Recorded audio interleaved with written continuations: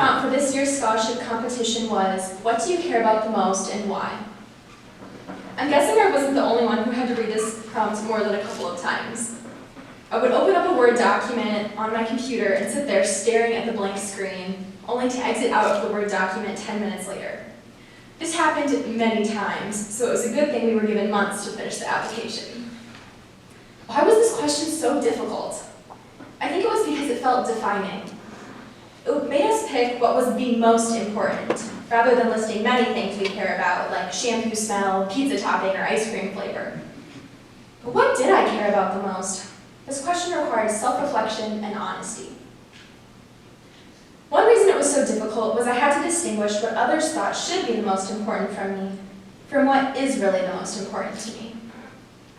Outside influences such as family, professors, or mentors may suggest that faith should be the most important, or my family, or my grades. But what really is driving me? Where are my priorities? What am I compelled to put before anything else? I reflected on my most important experiences at the University of Iowa to find the answer. I'm a Spanish major, which may seem uncommon for someone who wants to study medicine and disease.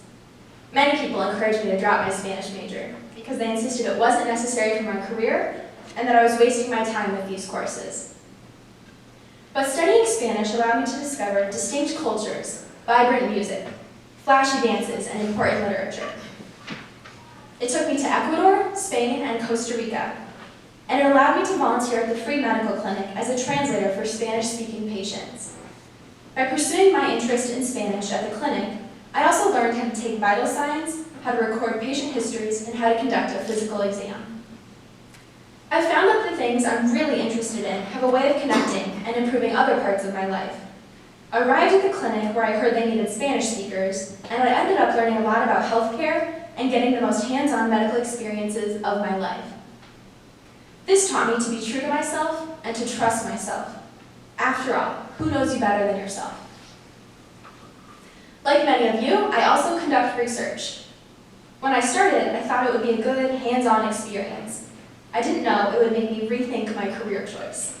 And if you know me, that's not an easy thing to happen because I've had a plan of my life for a very long time, and it did not include years of research in a PhD program. Research is really fun for me because I get to come up with questions about a topic and then devise methods to test them. I'm constantly generating new data that helps me understand how a process works. It's like putting together a puzzle, where some of the pieces already have a defined shape and placement, and the others I move around until the whole picture makes sense. It's really exciting to get data, and even better to get reproducible data. But research can also be quite frustrating and really time-consuming.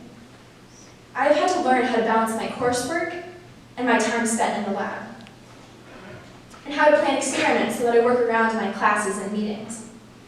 But the excitement of discovery is too profound to keep me away from the lab for too long, even when I've had disappointing results. I've found that I feel happiness during the week when I'm at the bench, which I know sounds really nerdy, but being there feels productive and like I'm part of something bigger that could have real tangible benefit for the community.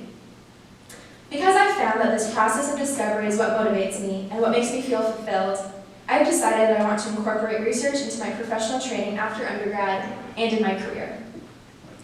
Thank you for allowing me to share part of my story today, and I want to congratulate each of you on your award, but more importantly, I want to congratulate you on reflecting about what you care about the most.